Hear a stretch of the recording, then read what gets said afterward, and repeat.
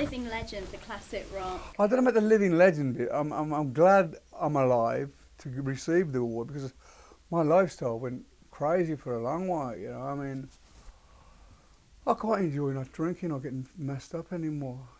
I'm not saying I'm a prude or anything, but I remember I kind of remember what I did yesterday. I mean, do achievement and awards like this, do they still mean a lot to you? Is it something? Oh yeah, I mean, my wife is like she never tells me the full story till I get there.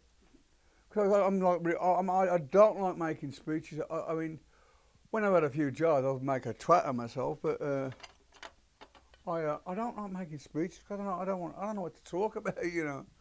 But I mean, the very fact that I'm still alive to receive a lifetime achievement award, I mean, I suppose I did something okay. There's going to be a lot of friends in the room tonight. Anyone you're looking forward to catching up with? I haven't got a clue. I don't know. I mean, to be honest, I didn't think it was a big thing, you know. So oh well, you know, this one, I got a suit to do this thing. I go, what do I need this for? It's going to get an award. I mean, she goes, but you know, it's the lifetime. I'm alive. I hope then I go, is there something they ain't telling me? I got some terminal illness or something. But yeah, I mean, I'm honoured that people would want to give me an award like that. I suppose there ain't many awards they can give me now, apart from when I die. I mean, it's been an incredible journey, as you. Oh, do you know what? We did a thing for this television show recently in America where we go to someone's house. And these people live really a low bottom kind of existence, you know. And I thought, oh Christ, I was like that one time. I grew up in a very factory orientated, you know, get a trade, get a job, and it's amazing that what your life can do. I mean, if you'd have told me years ago this is where you'll be when you're 60, number one, I thought I ain't going to be around for 60. You know, but that was all right when I was 20, but now I'm 59 and nearly 60. I mean, it's gone so quickly, you know. I haven't got one. I mean, things happened in my life so dramatically, very changed from one extreme to the other. I mean, and people say, when are you going to write your autobiography? You know what? I can't really remember that much of it. I was drunk all the time, loaded on something or other. But yeah, I'm finally okay with being myself, you know. Any regrets? Lots. We all have lots of regrets. But you know what? I'll come to the thing that if I hadn't taken the path that I did, maybe I wouldn't have been here to get the Lifetime Achievement Award from the Classic Rock, you know. I mean, it's just been an incredible journey. I mean, suddenly I can remember patches of my earlier life, but suddenly I was going, well, what happened to the I mean, I've been married to Sharon for 27 years, and it's gone like that, you know. And since I was 50, which is like 10 years ago, I mean, it doesn't seem 10 years have gone by, you know. You've worked with amazing people. I mean, that's one of the, I was thinking what to say, and I was thinking, yeah, through my career, I have had the best guitar players and the best bands of all time. Tony Iommi, I've always said he's one of the greatest. There's nobody to touch him for riffs. I mean, people go, you know, Ozzy, you idiot, is not. But if it wasn't for the Black Sabbath, I wouldn't have been here now. And I don't know whether they would have been. I don't know, but I mean, it was just and the thing what I like about Black Sabbath was the fact that we weren't a creation by some mogul who said, oh, we'll get a guy from Glasgow, it was this guy and whatever. We were four guys, local guys from Aston in Birmingham, who had a go and we got successful. And that's something that you can't buy, and especially nowadays, you know.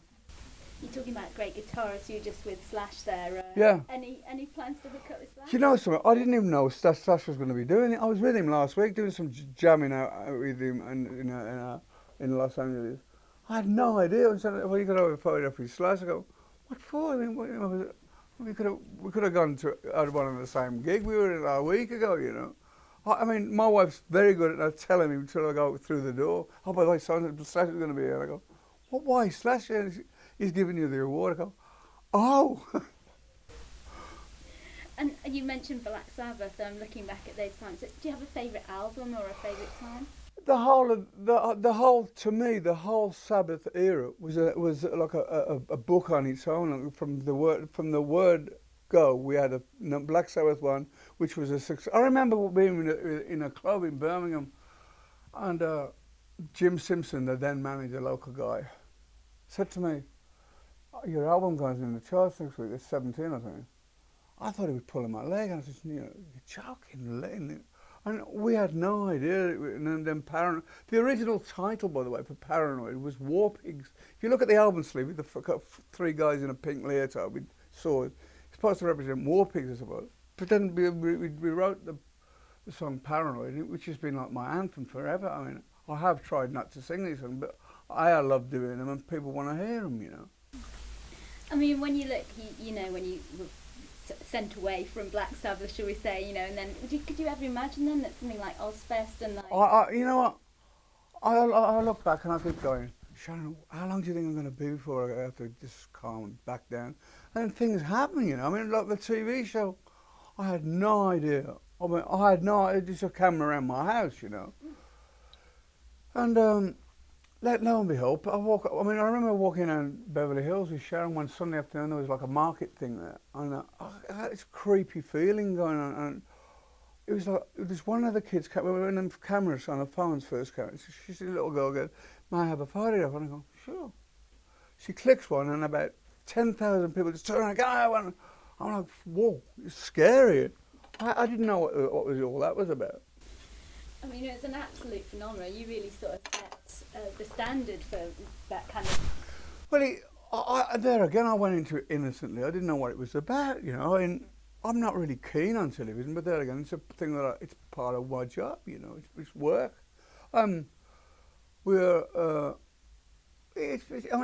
So along the way, I mean, you could not have planned what's been going on in my life. I mean, I had no idea that I was going to marry Sharon. I had no idea. I mean, 27 years we've been married. It's gone, what happened, you know? And of course, you've got the family as well. You're very proud of the family. Oh, Jack and Kelly and Amy and my other two kids, they're all doing great, you know. I mean, as you say, open your life up to the media in the way that you did, it invites interest within you. Do you think you've been fairly treated by the media over the years? Well, it's kind of like I was the kind of rock and roll that your parents loved to hate for a long while. But, you know, the first thing I quit was cigarettes, then it was booze, then dope and all. I don't do all that anymore because I kind of like being straight, you know. I kind of somewhat remember what I did yesterday, which is a bit, when Sharon would go to me, "You better get on the phone." Well, what did I do now, you know? Sharon was like my walking diary from the night before. You've got to phone him, you're bad as his wife and whatever. I remember one time, Sharon, we had a party with the kids at the house when we lived in Hampstead. And the next one, Sharon would look at me and just toss and shake her head. I go, what is it? And she goes, "You should have seen yourself yesterday with the kids." I go, "What do you mean?" I'm thinking, well, it wasn't that bad. I can remember. I remember. She said, "Do you want to see yourself?" I said, "What are you doing?" She'd recorded me on a video, and I saw how I really was. Oh, Jesus Christ! I mean, I got tired of all that, you know. Do you feel you have to go through it though to be in the position that you're in now? It's kind of like I was living the full rock and roll lifestyle, but if I wanted to live I wouldn't have been around for too much longer than I guess I'm living on borrowed time now, you know. But I just got fed up of waking up in different places, not knowing how I got there, you know. Just a few anecdotes from days by. Do you remember the incident at the Alamo? Oh yeah. But there again, it's like it was like 300 years ago now. It was like a long time ago. But I mean, there was a fun side of it, but the downside of it was when I was wearing an evening dress owned by my wife, because she'd take my clothes off me when I'd get loaded, and so I thought, oh, screw it, I'll wear one of her dresses. I got arrested at 7 in the morning with a bottle of cognac in my hand, wondering why I was in a jail cell with a green evening dress on with a guy who just killed his wife. I'm thinking, no. Not your best look. I mean, it could have been purple, I wouldn't have minded. And so 2009, what plans have you got for the rest of the year? Well, there's this TV thing that we're doing. I really know what, I can't say much about it because I haven't done anything on it. A few little things, but I don't know what. We'll see how it goes.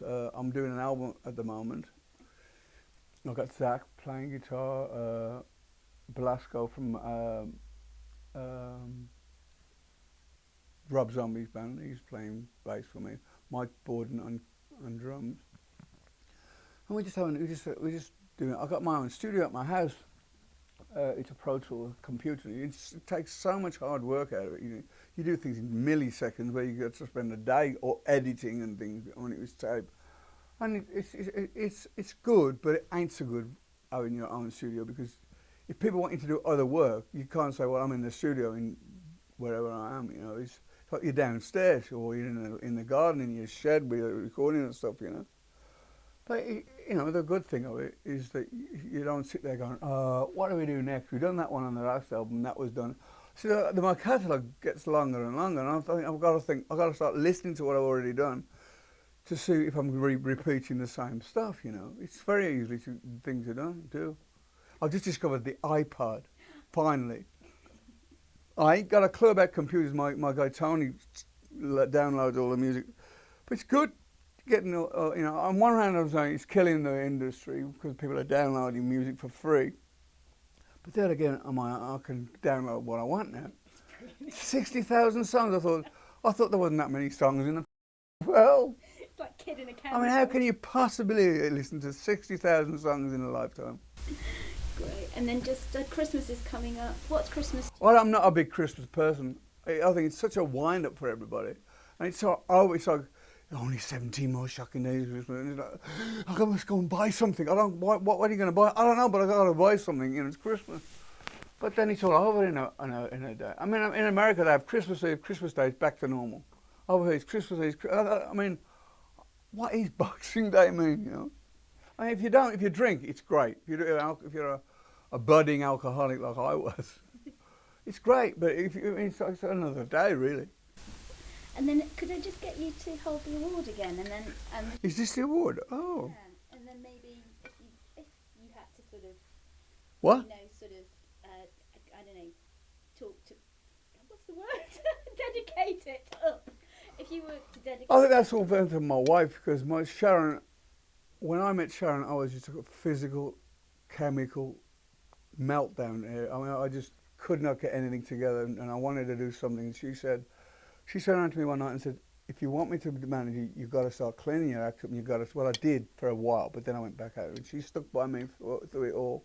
And this is a dedication to my wife, Sharon. She's wonderful. The best thing that's ever happened to me in my life. I love her.